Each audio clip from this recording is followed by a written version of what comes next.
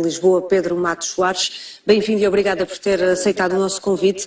Como investigador, eu imagino que estes números não o surpreendam. O secretário-geral da ONU disse esta semana que o tempo está a acabar. Eu pergunto se ainda há tempo. Boa noite e obrigado pelo convite. Obviamente que não me surpreende, eu penso que já não surpreende a ninguém. Não é preciso trabalharmos nesta área para sabermos que ano após ano estamos a atingir registros de mudança climática mais preocupantes. E no que concerne aos extremos e aos impactos nas pessoas diretos são de facto muitíssimo preocupantes. Nós estamos sempre a tempo de fazer alguma coisa. Nós não nos podemos desresponsabilizar do que temos pela frente. Claro que estes alertas que nós, como sociedade, nós estamos a enfrentar com a necessidade premente que deveríamos, nos dão uma certa ideia de atraso.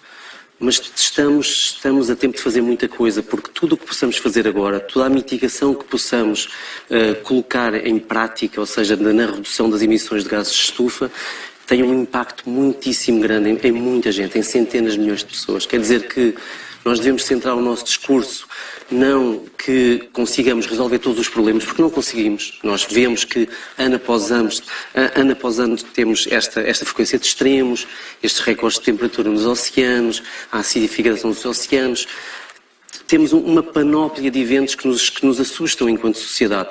Mas, se nós não fizermos nada, isso será muito pior. Então temos que nos concentrar em fazer algo. E eu acho que essa é a mensagem mais importante neste momento. E o que é que tem mais impacto e onde é que devem os governantes, são eles que tomam decisões, devem concentrar atenções e medidas? Bom, sem dúvida nenhuma que é na descarbonização da nossa economia e das nossas atividades enquanto pessoas e também na questão do uso do solo. Mas a descarbonização é o mais importante.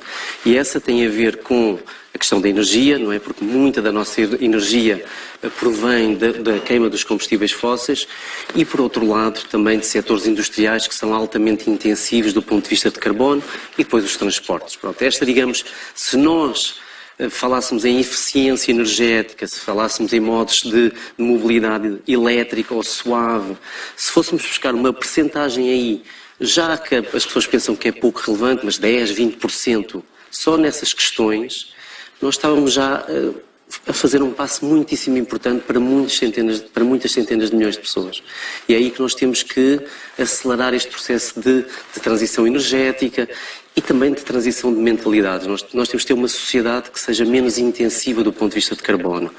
E isso diz respeito às nossas atividades coletivas, mas também às nossas atividades individuais.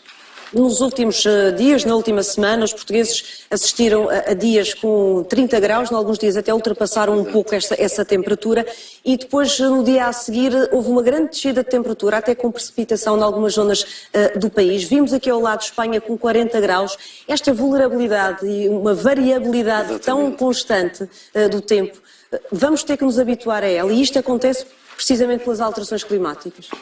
Carolina, de facto, quando nós estamos a colocar mais gases de estufa na atmosfera, estamos a criar, digamos, um sistema climático mais energético, com mais variabilidade. E o que se passa é que quando temos mais variabilidade, temos mais extremos, não é?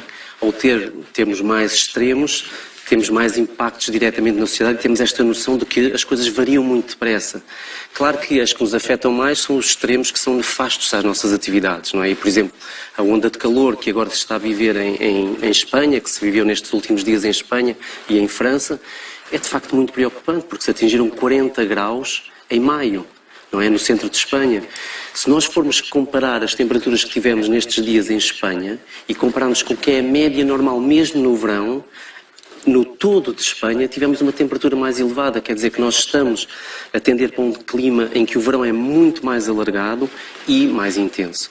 Claro que isto nos preocupa muito, porque depois temos temperaturas mais elevadas, vem uma depressão, como veio no caso de Portugal, e a temperatura baixa muito, quer dizer que temos estes processos que são atmosféricos, que são imensamente pouco previsíveis e que nos assustam enquanto sociedade, que nós gostamos de uma certa estabilidade do tempo, digamos assim. Não é? E os últimos 7 anos foram mesmo os mais quentes, desde que há registro. Exatamente. Os últimos 7 anos, todos os anos, Nós, nestes 7 anos, foram os 7 anos mais quentes de sempre. Este ano de 2021, o ano transado, não foi o de recorde, mas acumula este processo de aquecimento que se tem vindo Estamos a ver agora este gráfico que ilustra exatamente isso, Exatamente. ou seja, os 7 anos mais quentes. De sempre, não é? No que diz respeito à temperatura à superfície da Terra, não é?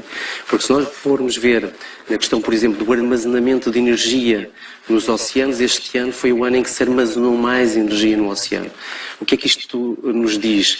Este aquecimento tem que ser libertado, não é? Quer dizer que há aqui uma inércia do oceano deste aquecimento que, infelizmente, vai realimentar o aquecimento do sistema climático e depois esta máquina energética vai ter mais extremos climáticos e na Austrália temos inundações, na Índia temos inundações, tivemos temperaturas há bem pouco tempo de 50 graus, agora temos ondas de calor com ar desértico a vir para a Europa que tem incidências do ponto de vista da saúde, não é? Tínhamos o secretário da ONU, o secretário-geral da ONU a falar da questão da saúde, que é, de facto, uma das mais importantes do ponto de vista das alterações climáticas, não é? A prevalência associada de doenças cardiovasculares, cardiorrespiratórias, a aumentos de temperatura, a temperaturas mais elevadas, é muito, muito preocupante em todo o mundo. Eu gostava de ouvi-lo também falar sobre a questão dos oceanos. É muito preocupante, deve assustar-nos. Este relatório diz mesmo que um desses alertas vermelhos é o nível de subida, subida do nível do mar e também o aquecimento dos oceanos. Portugal está muito exposto a essa realidade? Temos aí várias coisas. Claro que Portugal está muito exposto, nós temos aqui uma costa muitíssimo grande, temos... digamos que em termos de prioridade económica nacional, em termos da nossa visão de futuro tem a ver com o oceano, como nós sabemos.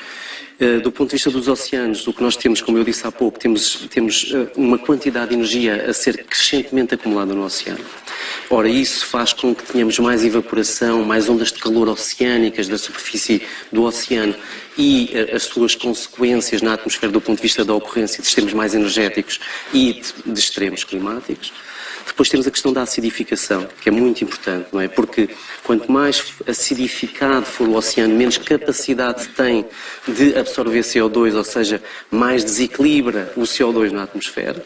Quer dizer que estamos aí mais um processo de realimentação, a nosso ver, negativo, não é, para o sistema climático. E depois temos um grande problema, que é isto afeta os ecossistemas, não é? Nós dependemos, em termos de segurança alimentar, em grande medida dos oceanos. Ora, se não estamos a empobrecer, acidificando os oceanos, os ecossistemas, estamos a pôr em causa um recurso imensamente importante para todo o mundo. Desse ponto de vista, temos mais uma ameaça à segurança alimentar. Nós pensamos que a segurança alimentar tem que ver só com a produção cerealífera, não é só a produção em terra, é muito importante, obviamente, mas em grande medida tem que ver também com a capacidade de não danificarmos mais os oceanos. Há quem considere que a última Cimeira do Clima, que ocorreu em Glasgow, deixou muito a desejar. A próxima será desta vez no Egito.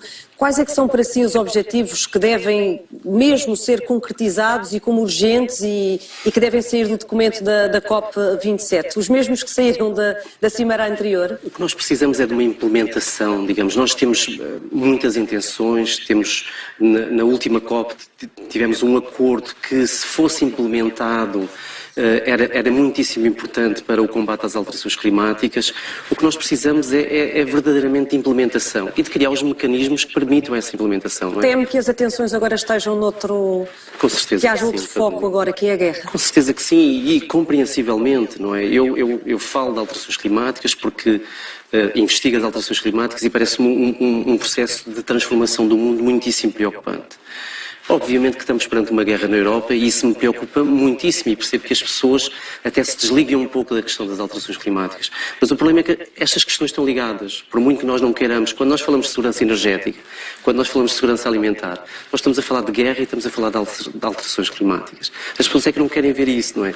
Quando nós tomamos opções energéticas na Europa de dependência da Rússia dos combustíveis fósseis, nós não quisemos fazer uma coisa que já se sabia, que era reduzir as emissões devido à queima dos combustíveis fósseis.